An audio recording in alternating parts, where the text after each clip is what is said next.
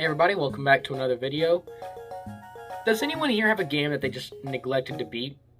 I bet each one of you watching this video right now has. Will the game be too difficult, too boring, or just not your kind of style of game? Some games just go uncompleted for a long time, which is what this game was for a long time too, until I decided to recomplete it for this video. Mega Man Legends for the PlayStation 1. For the backstory, Mega Man Legends was released on the PlayStation 1 in December 18th, 1997 for the Sony PlayStation 1 and was met with critical praise and a lot of positive reception across the board. This game, however, was a complete commercial failure. It sold minimal copies and was absolutely laughably low compared to Resident Evil 2. It sold even less than Mega Man 8, which is crazy to think. Which means that this game is rare. Its sequel, like this one, it can get pretty pricey. And you think that's bad? Look at the spin-off. Good lord, this is a crazy amount of money. Mega Man Legends was given to me for free because my 7th grade ELA teacher was way too nice and she decided to give me this game for free. Why did she do that? I have no idea why I'm asking you. You probably don't know my 7th grade ELA teacher, and if you do, go ask her, because I have no idea why. Kindness of her heart? Maybe. So, I got this game for free, which I'm happy about. I would not spend, like, $70 on it. So, let's see. Does Mega Man Legends hold up to today's standards? Is it considered a good game? Do people like Mega Man Legends? Well, spoiler alert, Mega Man Legends is awesome. It is fantastic. I have no idea why people completely forgot about this game. This game is amazing. I love this game so much. And I think you guys should all give it a try. Now, let's go to the story. Mega Man Legends takes place on Catalox Island. Catalox Island is basically where they crash landed in their ship. Yes, Mega Man has a ship. Mega Man Walnut, which is the name of the main character, first time I believe Mega Man has ever had a last name, and the only time I think he's ever had a last name, his stepsister, Roll Casket, his step-grandfather, all board the ship along with Mega Man's little monkey friend named Data. Mega Man has a monkey friend. It's so awesome. Now, Mega Man crash lands on Catalox Island from his flutter ship, which is just called the Flutter. So Mega Man needs to go get some powerful refractor crystal things to prepare the ship. So Mega Man sets off on his journey to go get some. And on his way, he finds towns, he finds people to talk to, he finds side quests, and also gets into some trouble. Basically, before I go any further, this is not your traditional Mega Man game. It's not 2D run-and-gun action like the rest of the series, except for the Legends series and other games.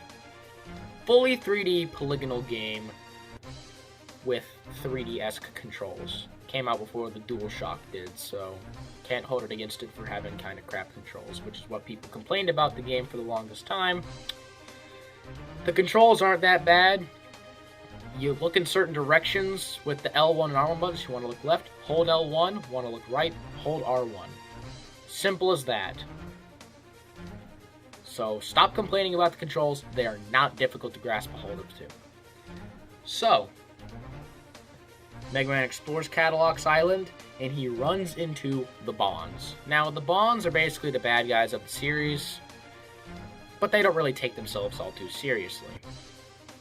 You've got Teaselbon, which is kind of the big head bad guy, like the wannabe bad guy.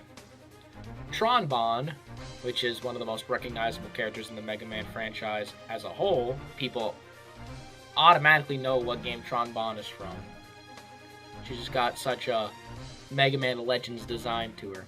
And then there's Bon Bon. Yes, that's his name. Basically just a guy that can only say his name I don't remember him being very threatening. Basically, the Bonds are pirates, and they want to look for this secret treasure supposedly hidden in Catalog's Island. And Mega Man, while trying to go repair his ship, is like, you know what? You guys are bad. I'm going to go stop you. And, well, that's what he goes and does. He tries to stop them. Well, many times he dies, which is what I did. I died a lot in this game. But, yeah. They do put up pretty good fights sometimes. A lot of boss fights are really intense and they shake up the formula. And how weapons work in Mega Man Legends is completely different. Weapons in this game are essentially, you find them, Roll fixes them, probably, and you can upgrade them. You switch special weapons by going out to Roll and talking to her and telling her to change the arm for you. You can actually purchase Buster upgrades to where your Buster isn't a puny little pea shooter, basically. You can make it shoot faster, give it more energy, make the attack higher, stuff like that.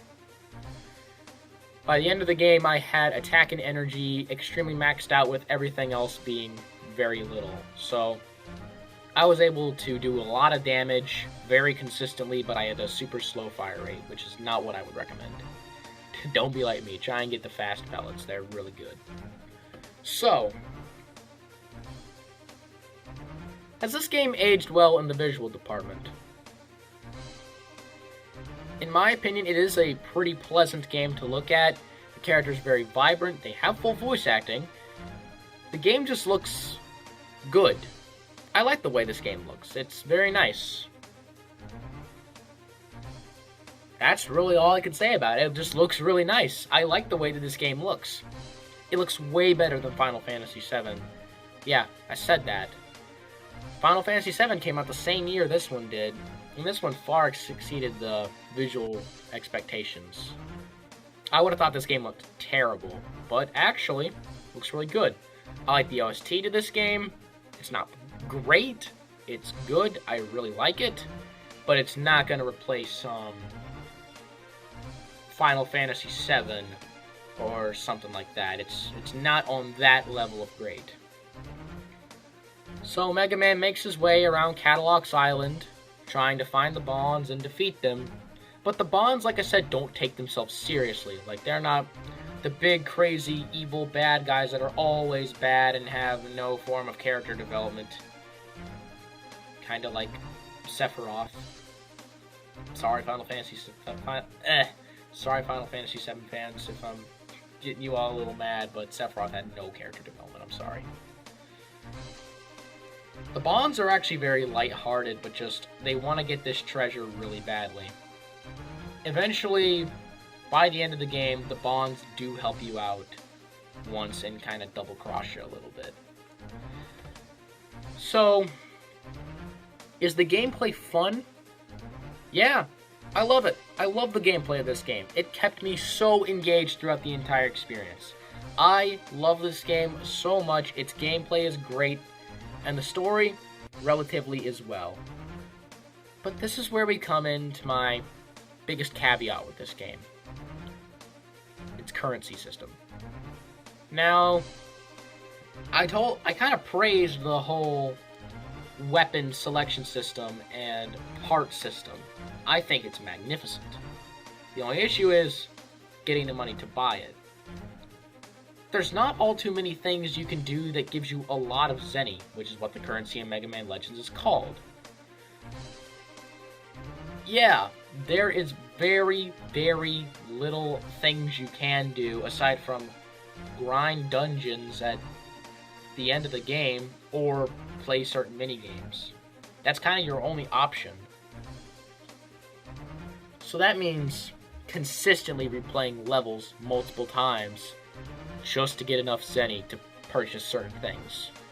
By the end of the game, I only had a couple thousand Zenny because I saved up for something that protected me against tons of damage, which made the final boss fight much easier.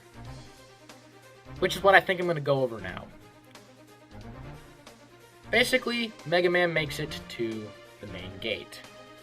Mega Man is a digger, and he gets digger licenses to go out and go to certain sub-gates and certain ruins to find treasure, and that treasure can be made into weapons, or that treasure can be sold for money. Or you can get some of the treasure to roll, whichever you prefer. So, by the end of the game, you make it to the main gate, and then you go down to the final floor after you've done everything else in there. And there's this one door to this one man.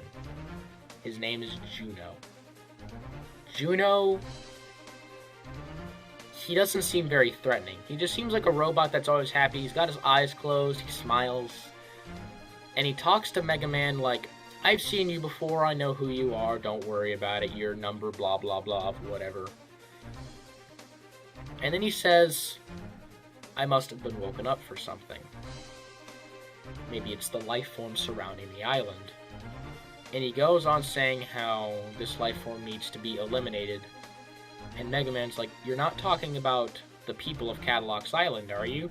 And they said, well, their system is corrupt, or it's uninhabitable.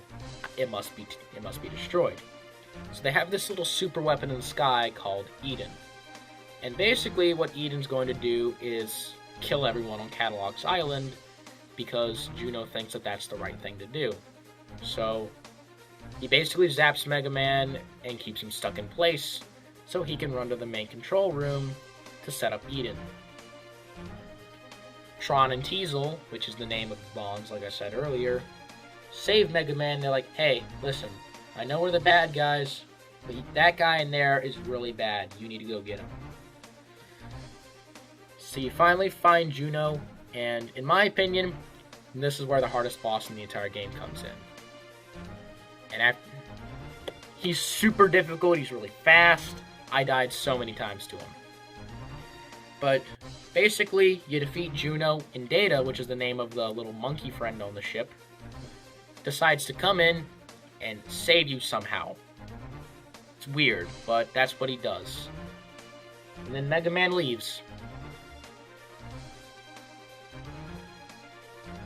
Even though I just kind of said that that was a little bit of a weird ending, Mega Man Legends is so fun. I love this game to bits, and I really hope you guys go out and play it someday. My final rating for Mega Man Legends, 7.6 out of 10.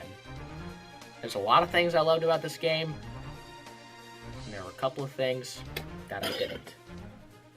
Thank you all so much for watching, and if you liked this video, please like and subscribe and share it to everyone you know and love. I'm gonna go now. I've had a really long day.